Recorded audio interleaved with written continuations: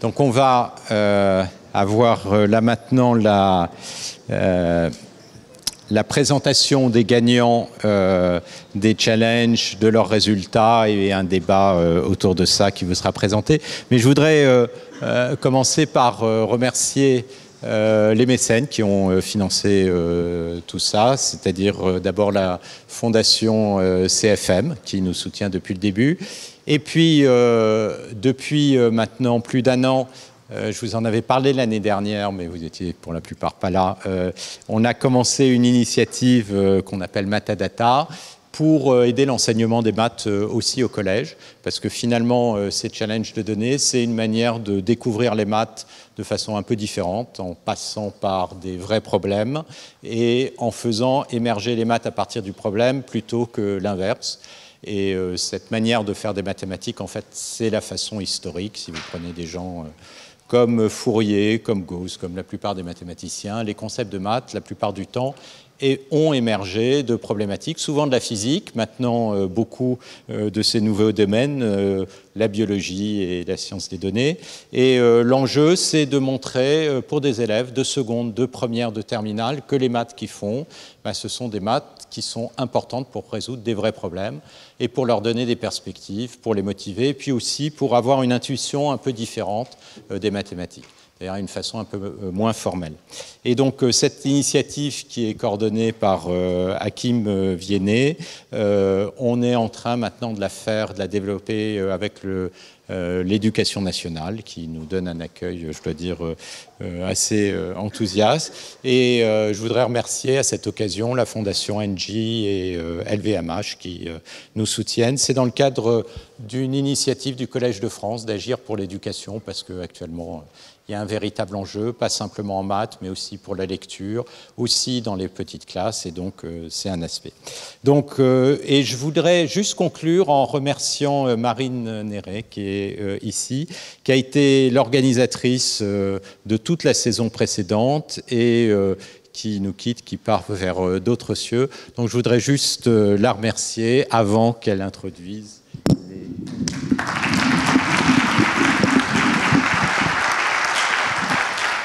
Donc merci beaucoup Marine, et je passe la parole à Enzo et peut-être Marine pour la présentation des gagnants. Merci. Bonjour à tous, merci d'être venus si nombreux pour cette remise des récompenses de la saison 2023 des Challenge Data. Je vais être assez rapide. Globalement, cette saison a été une vraie réussite. On a eu plus de 2500 inscriptions sur des challenges pour environ 12 000 soumissions. Donc les gagnants qui sont là, félicitations à vous. Tous les benchmarks, sauf un, ont été battus, donc c'est quand même positif pour les entreprises. Moi, je vais tenir à remercier du coup tous les providers de données qui sont présents aujourd'hui, sans qui les challenges ne pourraient pas exister. Les bêta-testeurs qui ont travaillé sur la redéfinition des challenges et sur leur clarification, ainsi que tous les participants qui ont pu faire vivre ces challenges. Je remercie également Bertrand Cabot, Alexis Dubo et Romaric Gut pour le maintien et le développement de la plateforme informatique du site du challenge. Voilà. On va pouvoir passer à la première partie de la cérémonie. La première partie de la cérémonie, il y a deux gagnants de challenge qui vont nous présenter leurs solutions. Donc le gagnant du challenge QRT et le gagnant du challenge Hawkin. Donc sans plus attendre, pour le challenge QRT, je vais appeler Eduardo Penetti, du coup le provider de données qui va nous rappeler la problématique, ainsi que Mohamed Ali Benamara. Tu peux venir maintenant. Voilà, je laisse la parole. Merci. Bonjour à tous, je m'appelle Eduardo Peinetti, je travaille à QRT. Et j'espère qu'il n'y a pas de problème si je parle en anglais, c'est plus clair. This challenge was about predicting electricity prices. It was not about predicting the price of the electricity in the future, but explaining what was going on today with the information that we have today. As a benchmark for the score, if you knew all this information, you could get 100% prediction on the price. You know, if you know the prices of all the commodities of all the production in France, all the production in Germany, you could predict this perfectly. So, the best score would have been 100%. So the scores that we got in the beginning of we use data, which is weather data, data production in France from nuclear, wind, coal, both in Germany, also in Germany. And, it was a challenging problem because each of the countries have very different behaviors. And we were very happy that there were so many people participating in our challenge. And something that we saw, like in the beginning, scores were around 25% correlation to the score, 27, and suddenly we saw a big jump in scores. And something that we noticed was that there was a leak in the data, in which you could, we had anonymized the data in a way that you couldn't tell, the dates, and you could reproduce you could sort the test set, and that would give you some information. Something that was very interesting after looking at many of the solutions from students is that using this leak was not necessary to get a score, one of the top scores. You could really use arguments, both fundamental, using a real knowledge of the electricity market, or understanding the seasonality of electricity through time, to do this in a non-leak way. So we saw really some brilliant solutions, both using just machine learning, using fundamental arguments, using physics arguments for the seasonality, and so it was very interesting to see like all these very different solutions. We hired a couple of people that participated in this challenge and gave us a very interesting solution. So for us it was very good, and I hope that the participants also enjoyed it. So I'm very interested in seeing your solution, and congratulations. And I just want to thank Marine, Enzo, Etienne, and all the beta testers for their time and their patience with us. Thank you.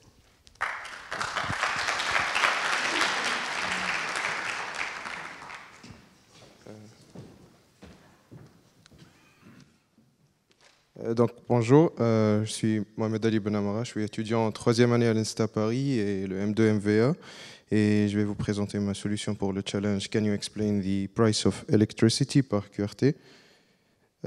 Donc juste pour représenter le challenge un peu, le but est d'expliquer ou de prédire les variations quotidiennes des prix de l'électricité pour la France et l'Allemagne. Et comme variable explicative, on a des données météorologiques quotidiennes, genre la température, la pluie, le vent, et le prix des produits énergétiques et la consommation comme le photovoltaïque et le nucléaire. Et on a aussi des informations sur l'utilisation quotidienne de l'électricité, comme la consommation et les échanges et les imports-exports entre les deux pays. Donc on veut prédire les variations quotidiennes, mais on ne veut pas juste minimiser un erreur quadratique ou MSE ou MAE normal, mais on veut maximiser la corrélation de Spearman.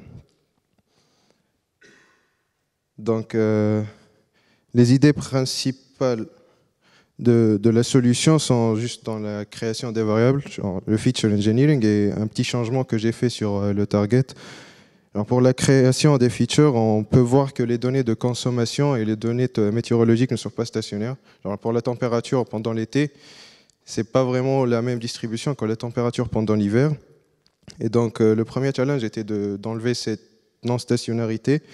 Donc ce que j'ai fait est d'essayer de créer des features basées sur des clusters. Genre, je crée plusieurs clusters en se basant sur à chaque fois un groupe de features, et après je différencie par soit la moyenne ou la médiane de ce cluster, pour avoir un peu de stationnarité et reconstruire un peu l'aspect temps. Genre, par exemple, si j'arrive à reconstruire un cluster qui groupe les dates de l'été et un autre pour l'hiver, je peux différencier la variation de la consommation ou la température dans ce jour-là par la moyenne en juillet ou pendant l'été, et c'est un peu plus stationnaire. Et cette idée j'ai eu une solution qui a 0,32 de score dans le top 10 ou le top 12 sans leak, qui est juste en se basant sur cette création de feature et un petit changement sur le target. Mais j'ai aussi trouvé une correspondance entre les idées et les ID, genre le feature ID, et les clusters. Et donc j'ai fait un reclassement par ID, et quand j'ai fait les plots, j'ai trouvé que je peux reconstruire l'aspect temps, genre je trouve un time series. Donc ce que j'ai fait, et j'ai différencié les bases, et après j'ai fait une différenciation par des moyennes mouvantes sur les valeurs passées. Et ce sont les features principales qui m'ont aidé pour faire le jump. Et après, pour changer le target, la corrélation de Spearman vérifie principalement les rangs des prédictions. Alors, il faut avoir une relation monotone entre ce qu'on prédit et ce qu'on a.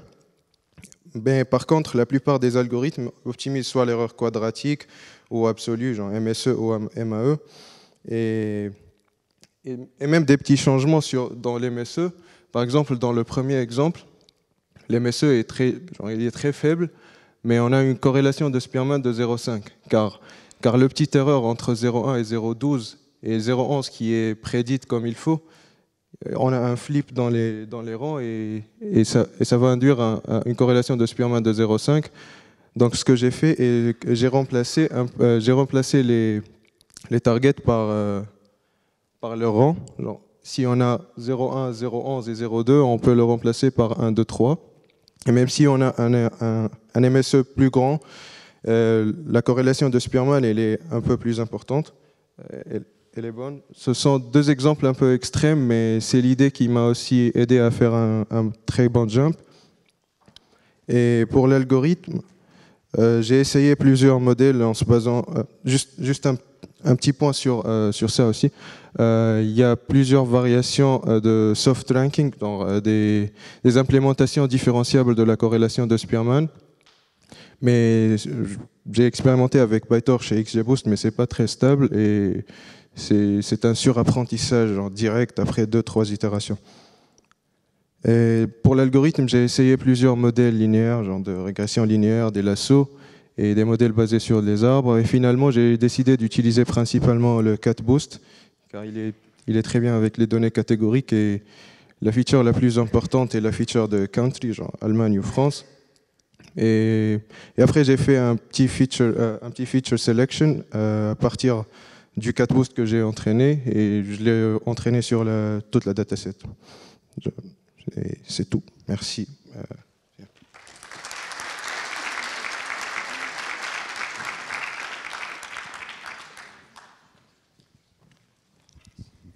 Bonjour, du coup on va passer à la deuxième présentation d'un gagnant. Donc c'est Rémi Dubois de Hawkin qui va nous introduire le challenge et féliciter les gagnants de son challenge. Merci. Donc bonjour à tous, moi je m'appelle Rémi Dubois, je travaille chez Hawkin. J'ai participé à l'élaboration du challenge sur lequel certains d'entre vous ont pu travailler. Donc l'objectif du challenge, il est très simple, c'est de détecter, en d'autres termes, de prédire la présence d'une mutation dans le cancer du sein. Et donc comment est-ce qu'on fait ça? Une manière de le faire, c'est de travailler sur des échantillons d'histologie. Donc qu'est-ce que c'est qu'un échantillon d'histologie? Ça va être un ensemble de cellules qu'on va prélever chez un patient. Généralement, on va en faire une tranche très fine qu'on va ensuite prendre en photo. Donc en fait, on travaille avec des images dans ce challenge. Et qu'est-ce que c'est que la mutation PIK3CA? Donc déjà, il faut savoir une première chose, c'est que ce qu'il y a de plus difficile quand on parle de mutation, c'est de prononcer correctement leur nom. Donc ça donnera des idées peut-être pour les prochains challenges. J'ai arrêté d'essayer. Mais en l'occurrence, la mutation PIK3CA, elle est importante parce qu'elle permet de rendre éligibles ou non des patientes, en l'occurrence, surtout puisqu'on parle du cancer du sein, à certaines thérapies. Et à l'inverse, ça va éliminer certaines thérapies possibles, donc ça permet d'avoir des thérapies plus ciblées. Donc voilà, Hawkin travaille plus généralement sur l'élaboration de ce qu'on va appeler des biomarqueurs. Donc en gros, ça va consister en constituer des espèces de dictionnaires d'informations sur des patients. La présence de mutations en est un. Et donc typiquement, ce qu'on essaie de faire régulièrement, c'est de rendre plus accessible la constitution de ces biomarqueurs et donc utiliser ces images et des algorithmes automatiques en est un bon exemple puisque en temps normal, comment est-ce qu'on obtiendrait cette information? Il faudrait faire un séquençage de gènes ou bien chercher des conséquences de cette mutation qui sont des effets ricochets, donc avec des approximations et qui résultent en une détection de cette mutation qui est moins bonne. Donc voilà, je tenais à féliciter de manière générale tous les participants à ce challenge. J'espère que ceux qui ont pu travailler dessus l'ont trouvé intéressant, ont appris des choses et j'espère aussi vont nous apprendre des choses. Et donc plus particulièrement aux gagnants, donc à Monsieur Bonin, je ne sais pas s'il est présent, et puis au reste du podium, l'équipe de Monsieur Tardier et Monsieur Matra, Pouplin et Trop. Donc je leur passe la parole pour nous présenter leur solution. Voilà, merci à vous et bravo. Merci Rémi. Bonjour à tous. Donc, on est ravis d'être là aujourd'hui pour vous présenter cette solution. Donc, on est une équipe d'étudiants aux Mines de Paris et aussi au MVA. Et donc, du coup, on a réalisé ce Data Challenge dans le cadre d'un cours aux Mines de Paris. Du coup, comme ça a déjà été un peu introduit, le but de ce Data Challenge était de détecter une mutation génétique, donc à partir de coupes histologiques, donc, dont vous pouvez avoir un exemple ici à gauche. Et en fait, c'était des images qui étaient très très grandes et de très très haute qualité, et donc qui étaient beaucoup trop grandes pour être entraînées avec des méthodes, enfin pour être utilisées pour des méthodes de classification de machine learning normales. Donc Hawkin en fait a proposé un échantillonnage de petites tuiles qu'on peut voir ici, qui sont en fait tirées au sort, donc au sein de la coupe histologique. Et donc ce sont les petites taches noires qu'on peut voir là. Et donc du coup, ces tuiles étaient de taille beaucoup plus adaptée à des méthodes de machine learning. Et ces tuiles ont été passées par Hawkin dans un réseau ResNet qui avait été préalablement entraîné sur un ensemble de données médicales, donc de coupes histologiques de cancer du côlon. Et donc en fait, chacune de ces tuiles avait en sortie de ce réseau ResNet une représentation dans un espace latent qui était donc un vecteur de longueur 2048. Donc en fait, pour chaque coupe histologique, on avait 1000 tuiles donc, qui étaient chacune représentées par cette sortie du ResNet qui était un vecteur de longueur 2048, donc qui est en fait la structure de données que nous avons utilisée dans ce Data Challenge. On était confronté à un problème d'apprentissage qui était faiblement supervisé, dans la mesure où le seul label qui était disponible pour nous, c'était est-ce que le patient dont cette coupe histologique est extraite est porteur ou non de la mutation. Et donc en particulier, on n'avait pas l'information sur est-ce que la tuile est porteuse de cette mutation génétique, et est-ce qu'on peut voir une manifestation de cette mutation sur la tuile. Afin de contourner ce problème, donc la baseline qui était proposée par Hawkin faisait du multiple instance learning. En fait, il faisait une moyenne sur les 1000 vecteurs de longueur 2048 et ensuite procédait à une régression logistique sur ce vecteur de moyenne. Du coup, Hawkin a déjà utilisé une architecture shader avec donc une couche de convolution pour résoudre un problème qui était un peu similaire. Donc, on retrouvait encore des tuiles et donc des coupes histologiques et des tuiles qui en étaient extraites. Mais le but là, c'était de pouvoir détecter des métastases, donc des cellules cancéreuses qui étaient donc localisées et qui avaient une structure, enfin une localisation bien précise sur les tuiles. Et le problème qu'on avait nous était un petit peu différent dans la mesure où on peut considérer qu'une mutation génétique est assez diffuse. Elle ne va pas être précisément localisée à un endroit précis dans la coupe histologique, mais on peut supposer qu'elle va être représentée un peu partout dans la coupe histologique de manière un petit peu homogène. Voilà, donc comme Paul l'a dit, notre approche se base sur cette observation qui est qu'on peut faire on a fait l'hypothèse de modélisation qu'on peut observer la présence ou l'absence de la mutation sur chacune des tuiles, indépendamment des autres tuiles. Donc ce qu'on a fait, c'est qu'on a attribué à chacune des tuiles d'un patient le label de la coupe histologique. Donc la conséquence immédiate de ça, c'est qu'on se retrouve avec un dataset qui est beaucoup plus gros, donc de 344 fois 1000, 344 000 tuiles que l'on a pu ensuite passer dans notre modèle indépendamment, sans savoir à quel patient elles appartenaient. Voilà. Donc finalement, le modèle qu'on a utilisé donc en sortie du ResNet est très simple. C'est seulement 2 couches de convolution 1D et ensuite une couche fully connected pour faire la tâche de classification. Donc on a choisi de faire un CNN parce que en fait, le ResNet, c'était déjà des couches de convolution. Donc on a juste rajouté 2 couches là. On a fait un peu d'hyperparamètre tuning, mais en fait, ajouter des poids ou plus de profondeur, ça ne changeait pas spécialement nos résultats.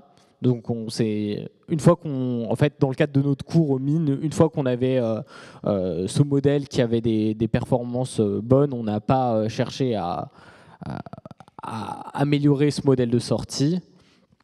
Et donc en fait aussi ce qu'on montre en présentant ce modèle, c'est que le gros du travail qu'on a fait en fait, c'était dans trouver la bonne hypothèse de modélisation qui est de relabelliser les tuiles et qu'au final il n'y a pas vraiment besoin d'utiliser une usine à gaz après pour avoir une bonne performance. Voilà, en tout cas on vous remercie pour votre écoute et si vous avez des questions, on est disponible pour y répondre. Merci.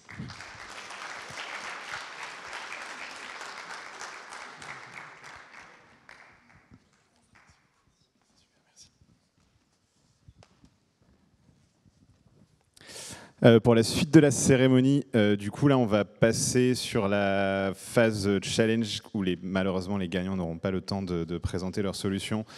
On va quand même féliciter challenge par challenge le podium de chaque compétition. Et ensuite après ça on atteindra le dernier challenge, celui de CFM, et la présentation sera faite sous forme d'une table ronde avec les 3 gagnants de ce challenge. Donc là, on va annoncer le nom de chaque gagnant, sachant que vos certificats de récompense seront à retirer à la fin de la cérémonie. Les providers, enfin les fournisseurs de données, donneront les certificats à chaque membre du podium de chaque challenge. Voilà. Donc pour le challenge de l'Université de Bristol, on peut féliciter Monsieur Moreau et M. Tia. Du coup, on n'avait pas son nom. Félicitations à eux.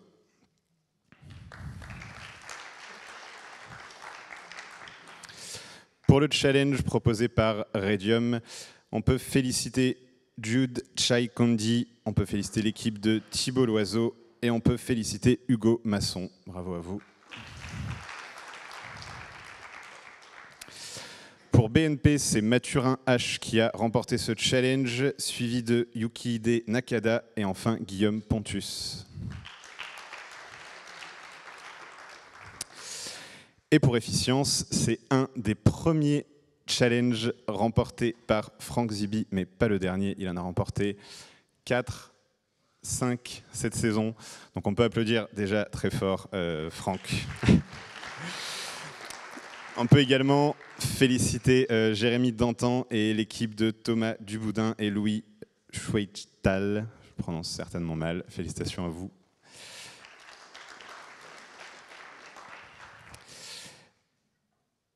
Et pour le challenge de Plume, le gagnant est de nouveau Franck Zibi. Et on a également sur le podium Waldemar Schulgin et Harry Pommier. Félicitations. On continue ensuite avec le challenge de Pladifest et Impactful.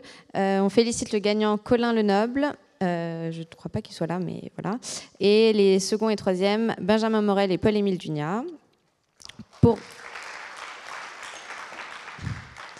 Pour l'AMF, félicitations à Guillaume... non, pas Guillaume. David Gauthier et Tom Lefebvre pour être premier et deuxième, et YFE, dont on n'a pas le nom, qui est troisième. Félicitations à tous les 3. Pour le challenge de l'Université de Toulon, qui était de détecter si dans des sons, on avait la présence d'un odontoncète ou non, c'est Franck Zibi qui a gagné encore ce challenge. Donc en fait, vous savez que l'année prochaine, il faut juste battre Franck Zibi sur tous les challenges si vous voulez avoir un peu de fame. Benjamin Duguay est second et Jérôme Gaveau est troisième. Félicitations à vous. Et on a le challenge aussi d'Accenta, où il y a beaucoup de groupes sur ce challenge-là. Donc les premiers sont Gaëtan Serré et Perceval Béja-Bataïs. Les deuxièmes, Nicolas Béreux et Arnaud Gardille. Et le troisième, dont on n'a pas le nom, mais le pseudo est Jean-Jean. Félicitations à vous. Et on veut juste faire un petit mot sur le challenge transilien aussi. Donc, il n'y a pas le classement encore pour l'instant. On est en train de voir avec le provider pour récupérer les solutions de la dizaine ou de la quinzaine de premiers pour valider les solutions, car il y a eu de la fuite de données et on préfère faire un classement fair play. Donc, on attend ça pour avoir le classement officiel, qui sera potentiellement un classement final. Mais je crois que Franck a pu travailler dessus aussi. Donc, si tu veux parler à Rémi à la fin, il n'y a pas de souci. Comme l'a dit Enzo, on va passer au challenge CFM. Donc cette année, on a voulu faire un peu différent, c'est-à-dire de prendre les 3 premiers et de les faire un peu discuter entre eux sur les mêmes questions. Donc ça sera Richard Benetton de CFM qui va animer la table ronde. Et on aura Franck Zibi, Amine Abdelkader et Joël Tang, les premiers, deuxièmes et troisièmes, qui vont vous présenter ce qu'ils ont fait. Vous pouvez venir.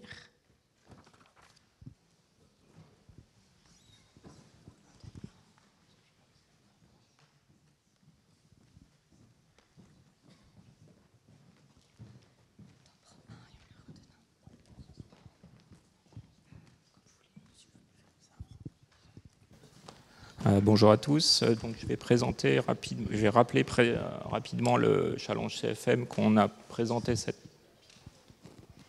je vais présenter rapidement le challenge CFM qu'on a proposé l'année dernière.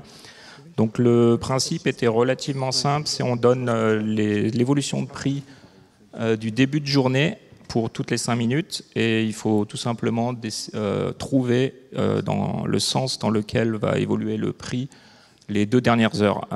Pour le contexte, c'est des actions américaines et il y en avait 4000 en tout. Et c'était sur 4 ans, 2018, 2019, 2020 et 2021. Et comme vous pouvez le savoir, en 2020, il s'est passé quelque chose. Donc c'est pour ça que les données d'entraînement n'étaient pas du tout les mêmes que les données de test. Donc Franck a gagné, bien sûr, comme pour tous les challenges. Ce challenge est intéressant parce qu'on peut tester s'il y a de la mean réversion ou du trend following. On peut développer plein de features intéressantes. Donc, première question aux candidats, c'est que pensez-vous, disons, en quoi votre solution est meilleure que les autres de votre point de vue? Qui veut commencer? Pardon. On commence avec Franck. Bonjour. Donc, je suis Franck Zibi et pour moi, il y a 2 spécificités à ma solution. La première, c'est l'architecture que j'ai utilisée, qui est derrière moi. C'est une architecture où j'ai plusieurs niveaux qui vont se succéder. Donc, c'est quelque chose qui va peut-être vous rappeler les arbres de décision boostés, les LGBM, les CatBoost, les XGBoost. Et c'est un peu la même idée que j'ai essayé d'utiliser. Merci. Le premier niveau, c'est un niveau où on va juste faire de la classification. Et là, j'ai utilisé des modèles CatBoost qui donnaient de bons résultats ici, ce qui n'est pas systématiquement le cas. Et j'ai remarqué que dans l'un des challenges précédents, c'était aussi le cas. Donc CatBoost, ça peut être un modèle qui est extrêmement intéressant. Il n'y a pas que l'AGBM et XGBoost dans la vie.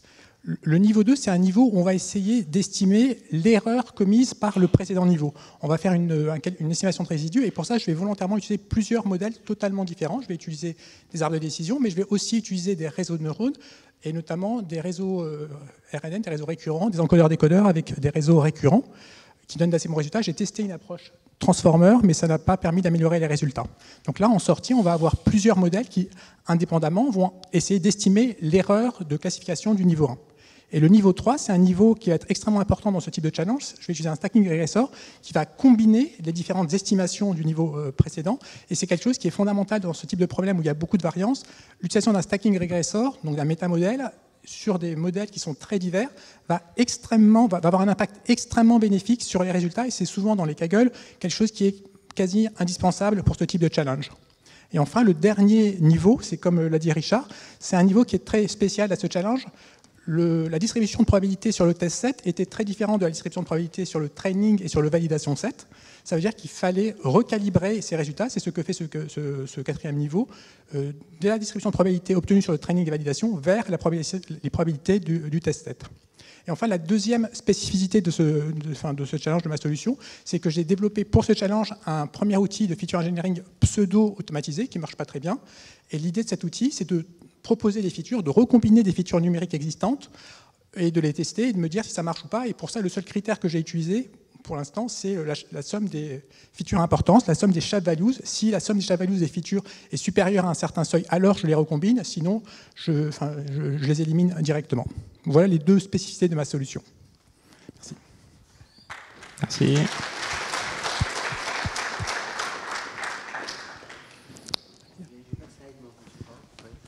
Bonjour.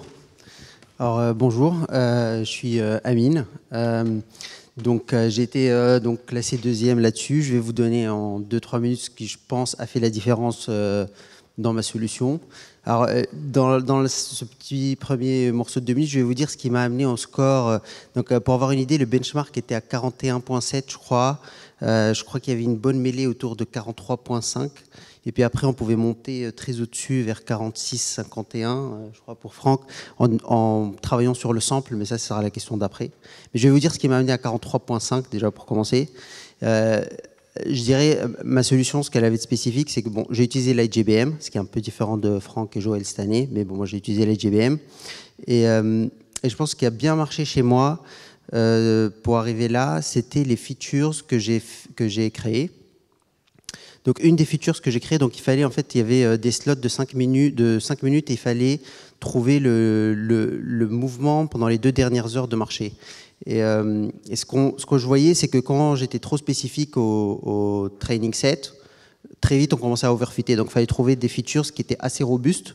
Et notamment le feature robuste que j'ai trouvé, c'est je faisais slider des morceaux, des intervalles de 2 heures, et pour un asset donné, je notais +1 si ce slot était supérieur à 25 bips, qui était la limite dans le challenge. En fait, il fallait classifier plus 25 bips, moins 25 bips, il y avait 3 classes.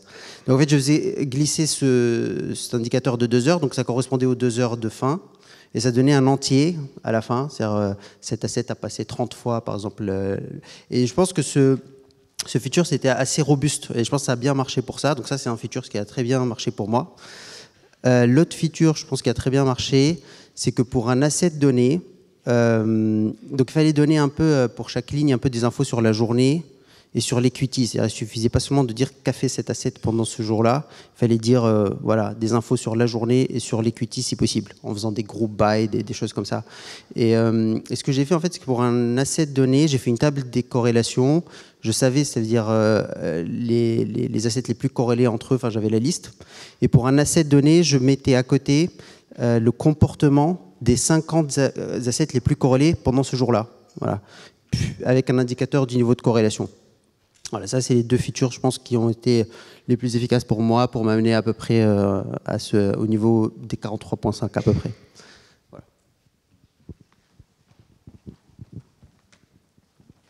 Bonjour à tous. Moi, mon approche était assez différente. C'était une approche complètement deep learning. Je pense que j'ai pas fait assez de challenge pour utiliser du boosting comme tout le monde. J'ai pas encore le réflexe. Mais c'était donc en fait j'ai adopté une approche où j'ai d'abord regardé ce qui se passait sur le training set, sur ce qu'on voit à côté en haut à droite. C'est qu'on voit 2 observations principales. C'est qu'il y a une dépendance sur les actions sur la plupart des jours quand elles sont assez stables en fait. Pas de mouvements haussiers, très peu de mouvements baissiers aussi, d'une part. Et d'autre part, qu'il y a une forte corrélation en fait pour toutes les actions sur certains jours. Donc des jours où c'est des hausses de marché et des baisses de marché. Donc c'est vraiment ces biais-là que j'ai essayé d'intégrer directement dans le modèle. Le modèle, c'est un modèle deep learning basé. Donc les briques principales, c'était des LSTM stackés et un mécanisme d'auto-attention. J'ai fait assez peu de data pré-processing. À la place, j'ai vraiment essayé d'intégrer tout ce que je voyais dans le training set directement dans l'architecture. Donc le LSTM, en fait, il va servir à encoder d'un point de vue temporel les séries temporelles sur les quelques heures avant la prédiction qu'on essaie d'achever, d'une part. Je vais aussi encoder de la même manière le vecteur moyenné pour une action donnée sur tous les jours. Et donc ça, c'est le premier biais que l'information que j'essaie de donner au modèle. dans l'espoir justement qu'il puisse attraper les actions avec une petite volatilité. Donc ça se verrait sur le vecteur moyen, et je l'encode avec un LSTM, avec des paramètres différents, d'une part, et d'autre part avec le LSTM. Ensuite, je vais sampler pour un jour donné, je sample une trentaine d'actions, une trentaine de cours, donc leurs embeddings post-LSTM, et ça forme une séquence. La séquence, en fait, elle est invariante par shuffling, l'ordre n'importe pas. Donc en fait, là déjà, je peux appliquer une self-attention dessus, sans position encoding, sans rien du tout. Donc l'attention, ça sert juste à dire, j'ai cet embedding, je regarde les autres embeddings des autres actions du même jour, et ça c'est dans l'espoir de capturer la deuxième corrélation, les hausses de marché, les baisses de marché. Le fait de sampler, en fait, ça me permet aussi de faire de la test augmentation. C'est-à-dire que je peux passer plusieurs fois sur le même jour, sur les mêmes actions, avec des voisins différents. Donc les T1, TN sont différents, je les shuffle et après je les recombine et je les refais prédire. Et ensuite, je peux moyenner ou faire voter sur ces différentes prédictions. Et donc, je fais un skip connection et après, je passe à la classification de layer. Et donc ça a permis d'achever d'assez bons résultats avec vraiment peu de processing. J'ai même pas fait de compound finalement de compound de temps sur les time series parce que ça marchait pas beaucoup mieux. L'encoding des NAND, c'était juste un encoding en 0,1, donc je passais un vecteur R2 pour chaque time step, et ça marchait plutôt bien. Et j'étais assez content que ce modèle fonctionne parce que c'était entièrement basé sur ce que je voyais sur le training set. Merci.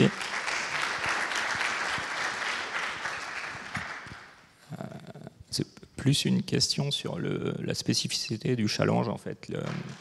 Le Covid a changé énormément de dynamique dans l'évolution des prix et la volatilité a explosé. Et comment vous avez détecté ça? En fait, la solution de Franck est un peu automatique et le détecte implicitement en fait. Mais comment, pour Amine et Joël, vous avez détecté ça? Enfin, si vous l'avez détecté. Oui. Alors, oui, je vais parler de cette partie. Donc, j'avais dit donc dans la partie d'avant comment j'étais arrivé donc à peu près vers la mêlée, vers 43.5. Alors pour la suite, il avait été présenté déjà à la présentation du challenge que les années sur lesquelles on faisait la prédiction avait quelque chose de spécial. C'était dit pendant la présentation. Moi, je n'avais pas trop prêté attention, mais en tout cas, on pouvait tracer la volatilité. On pouvait voir qu'il y avait plus de volatilité sur la partie sur laquelle donc il y avait clairement une différence. Donc en gros, Franck a pris des solutions et Joël a pris des solutions. Enfin, Franck surtout a pris une solution où il a ajusté, on va dire, le test et le train. Moi, j'avais pas de visibilité pour ajuster le train et le test, et j'avais pas très envie de les modifier manuellement, de peur d'overfitter, d'être bon sur la partie publique et pas bon sur la partie privée. Donc ce que j'ai fait, ce que j'avais déjà fait aux alentours de 6 mois à peu près, j'ai ajouté des données d'intraday qui sont disponibles dans Yahoo Finance. On peut avoir 2 mois d'intraday US. Et je les avais injectés dans le modèle pour voir qu'est-ce qui se passe.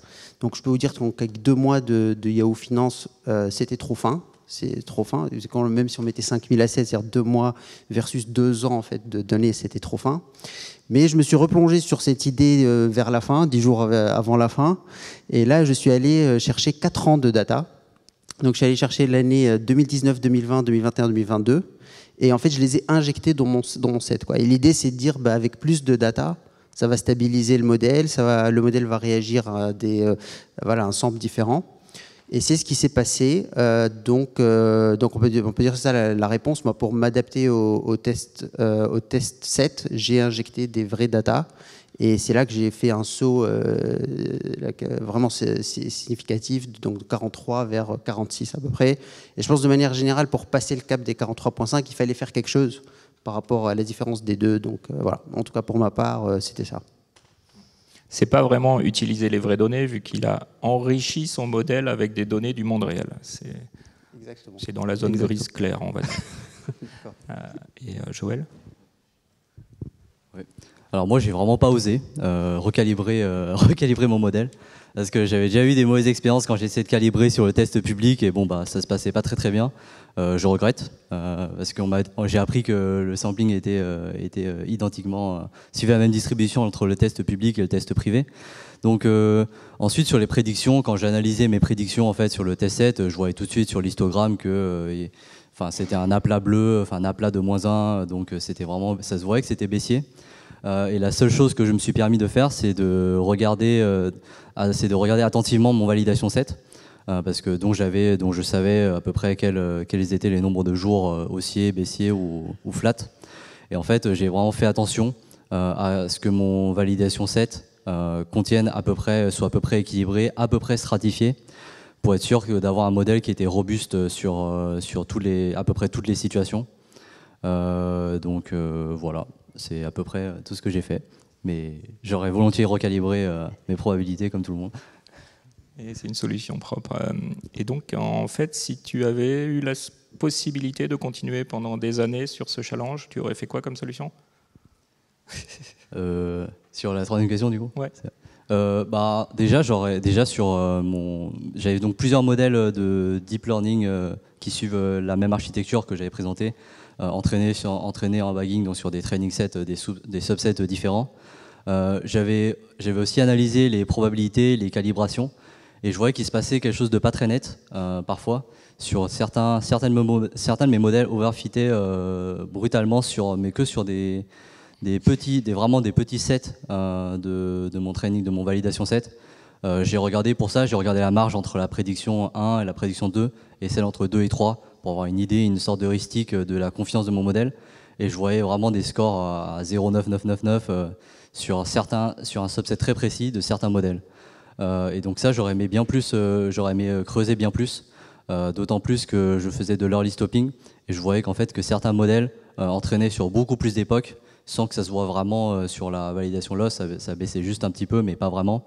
Et je pense qu'il y a quelque chose de lié, et j'aurais bien aimé creuser plus de ce côté-là, sur la stabilité de l'entraînement. D'ailleurs, le fait que certains de mes modèles étaient très très confiants a aidé, ça overfitait, et ça a été un peu mitigated par le fait que j'ai fait voter mes modèles au lieu de moyenner leur probabilité, par exemple. Autre chose sur l'architecture en elle-même. Donc moi j'embed les time series en passant par des LSTM et ensuite je fais de l'attention. Donc l'attention c'est qui sert un peu à regarder ses voisins, ce qui se passe. Et en fait là je me dis pourquoi pas faire les deux de manière les entrelacer en fait comme un transformer encodeur, comme un encodeur transformer plus classique où on a des feed forward puis l'attention puis des feed forward avec les feed forward qui transforment le vecteur et ensuite je refais de l'attention. Donc moi j'ai fait l'équivalent d'une seule couche, mais j'avais des LSTM qui étaient stackés. Donc en fait pourquoi pas prendre un LSTM, puis faire de l'attention et puis stacker, etc. Donc en fait on se ramène un peu à une sorte d'encodeur transformer, mais avec des LSTM au lieu d'un feed forward. C'est quelque chose que j'aurais aimé creuser. Sinon du clustering simple. Clustering aussi. Après, en fait, j'aurais bien rajouté plein de modèles différents avec plein d'idées simples pour les faire voter entre eux. C'est quelque chose avec du bagging derrière. Comment ? Avec du bagging à la fin. C'est ça. Sur tous les modèles. Voilà, c'est ça. En fait, il y a un moment du challenge où c'est le moment parce que j'avais commencé par du boosting quand même, parce qu'il y avait quand même le benchmark qui incitait fortement à utiliser du boosting. J'ai utilisé du boosting. Ensuite, j'ai développé ce modèle. Et j'ai essayé de les faire voter entre eux. Et sur le test set, ça n'a pas bien marché. Alors j'ai peut-être pas eu de chance. Franchement, j'ai peut-être pas eu de chance, mais ça m'a clairement dirigé vers cette approche-là. Mais sinon, dans l'idée, je pense qu'il y avait juste de la calibration à faire, mais j'aurais volontiers pris des modèles plus simples. Effectivement, le clustering, on voit là qu'il y a des actions qui ont clairement des comportements différents. Déjà, ceux qui sont tout le temps flat, ça c'est une caractéristique spécifique. Donc oui, un modèle de clustering, ce qui aurait pu servir même d'entrée à un autre modèle plus complexe. Après, je précise que les actions étaient disjointes entre le training set et le test set, mais c'était la même dynamique d'action. Donc du clustering était toujours valable. Et Amine, Si tu avais eu encore des années pour scraper plus Yahoo. Alors, si j'avais eu plus de temps, je pense naturellement, sans avoir parlé aux autres participants, je pense j'aurais probablement affiné la méthode de l'injection de data, en fait. Parce que moi, je l'ai fait assez vite, j'ai juste mis 4 ans, mais du coup, on peut faire beaucoup mieux. J'aurais pu commencer à trouver c'est quoi les 2 années, finalement, puisque c'était finalement 2020, c'était quoi, 2020-2021, c'est ça? Le test 7, c'est 2020-2021, voilà. Le Covid. Donc j'aurais pu finir par trouver les 2 bonnes années. Puis à la limite, une fois qu'on a les 2 bonnes années, j'aurais pu jeter le training set, puisque j'aurais pu m'entraîner directement sur le bon test set. Après, on en avait parlé rapidement dans le call, je pense qu'on pouvait reconstruire les jours. Parce qu'en fait, il y avait des equity qui arrêtaient, soit qui étaient tirés de l'indice, soit qui apparaissaient, quoi, enfin, soit qui arrêtaient d'exister, soit qui apparaissaient.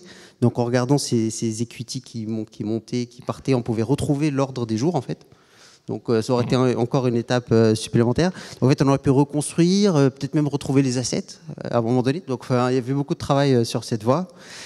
Donc là, on aurait pu aller vers des scores, oui, certainement très bons. Donc ça, c'est la première voie. Donc l'autre voie, je dirais que même avec juste en injectant 4 années supplémentaires, c'est-à-dire en stabilisant le modèle, l'autre voie, c'est en fait de revisiter maintenant les features. Parce que moi, jusqu'ici, dans les features, j'avais été très léger. Le but, c'était d'être léger pour pas être trop, de pas overfitter. Et c'est celle que j'ai utilisée pour ma submission finale ici. Mais maintenant que le modèle est bon, je serais revenu, j'aurais fait des choses plus précises. J'aurais sûrement eu un test local en ligne avec le vrai résultat. Et là, je pense qu'on aurait pu faire des choses assez précises et je pense monter en... Et les features gagnantes auraient sûrement été très différentes de celles que finalement j'ai utilisées. Donc voilà probablement ce que j'aurais fait si j'avais plus de temps.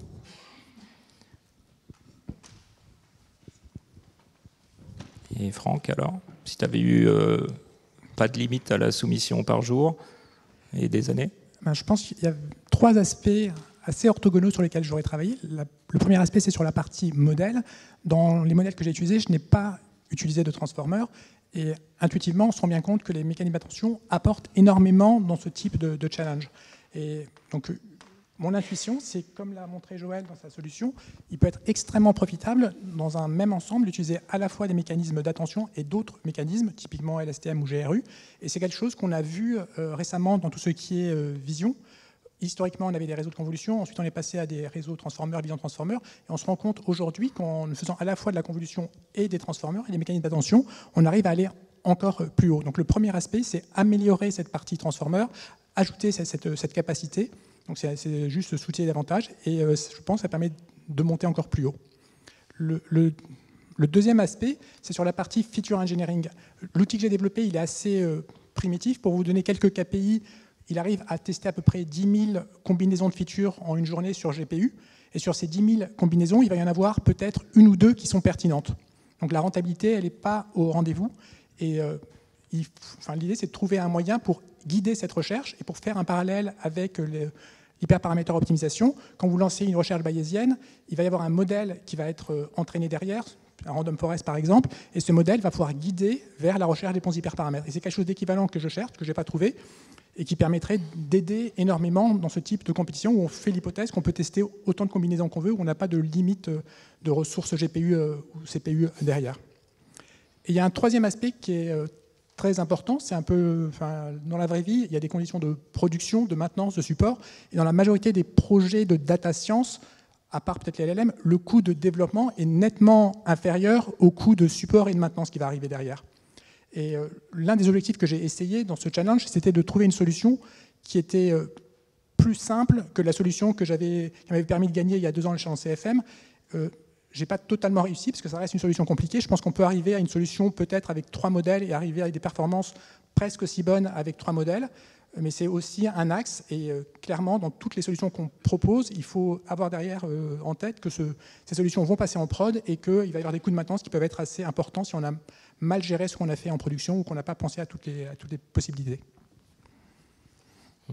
Merci. Et c'est typiquement, ce challenge FM montre que des modèles entraînés sur des années, sur un monde relativement stable, ne sont pas forcément robustes à l'évolution du monde. C'était la conclusion de ce challenge, on va dire.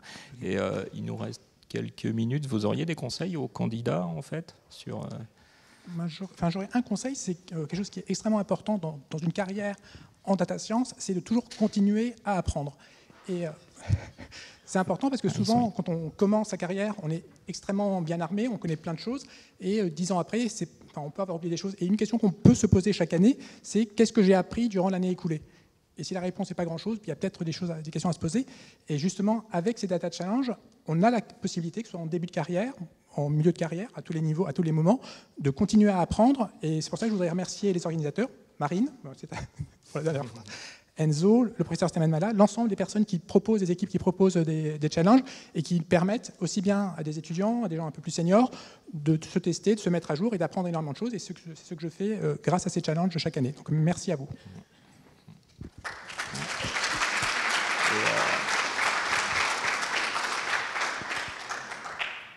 Et Amine et Joël, peut-être aussi des conseils. Pas forcément apprendre, il y a aussi un côté amusant au challenge, non? Plus, le oui, moment, vous ne vous souvenez pas du moment où vous avez trouvé la solution ou... Des conseils plus terre à terre sur les challenges. C'est vraiment la variance, l'avoir en tête, parce que quand on voit des scores de test ou de validation, le modèle overfit, mais nous aussi on peut overfitter en fait. Notre réaction au score fait qu'on va faire des choses et en fait à ce moment précis, on est déjà en train d'intégrer des informations qui nous viennent du test et qu'on n'aura pas peut-être si le modèle tourne en production. Donc faire attention à ses propres biais en fait. Donc vraiment, il y a le modèle qui overfit, mais nous aussi en fait, on choisit le modèle selon ce qu'on voit sur le test. On choisit les hyperparamètres, on choisit d'intégrer telle ou telle feature et tout ça c'est intégré. Et il faut penser que ça creuse le gap entre la vraie performance entre guillemets du modèle et celle que vous voyez sur la validation ou le test en second ordre. Ouais, alors je dirais un peu la même chose que Franck, c'est-à-dire qu'en fait de participer à des challenges comme ça, que ce soit ici ou peut-être Kaggle, j'imagine que beaucoup de gens qui participent ici participent peut-être aussi à Kaggle. Ouais, ça permet d'avoir un truc fun et en même temps un peu difficile pour se mettre à jour un peu, donc c'est pas mal. Et puis ça permet de voir la solution ici. Sur Kaggle, on peut voir la solution sur les chats aussi un peu. Donc je dirais ouais, ça, de ce point de vue-là, c'est très intéressant. Peut-être je dirais autre chose, parce que sur les challenges comme ça, on ne voit pas, mais en fait, il y a quand même une grande inégalité sur le système, enfin la machine sur laquelle on fait tourner, quoi. Et je crois qu'on en avait parlé avec Franck un peu. Donc moi, j'utilise un ordi, voilà, avec un assez gros CPU. Mais par exemple, j'ai appris de Franck cette année que lui utilisait des GPU, et donc il utilisait 4 boosts, comme ça il pouvait utiliser les GPU. C'est peut-être quelque chose que je vais utiliser l'an prochain, parce que du coup, la différence de vitesse de calcul peut faire une très grosse différence, quoi. Parce que parfois, on a les bons features, mais on ne peut pas les faire tourner assez loin, et on ne s'en rend pas compte. C'est quelque chose que j'avais remarqué quand j'avais une plus petite machine pendant les années précédentes. Donc oui, voilà, genre des conseils un peu de ce type-là, quoi. Ok, ben merci beaucoup. Et merci bien sûr. Et merci bien sûr à tous les candidats qui ont souffert sur ces challenges. On va passer du coup à la conclusion. Merci à tous d'avoir présenté vos solutions. Vous avez pu voir qu'il y a plein de choses variées à faire pour pouvoir être bien classé dans les challenges. Merci à tous pour votre attention là dans la salle. J'espère que les 8 challenges de cette année auront tout autant de succès. Et pour la suite de la cérémonie, on va demander aux providers, aux participants là, qui sont sur le podium et aux bêta-testeurs de l'année dernière de patienter quelques instants. On ira dans une autre salle pour le cocktail. Comme ça, les participants et les providers de données pourront discuter entre eux, récupérer leurs certificats, etc., etc. Merci à tous. Au revoir.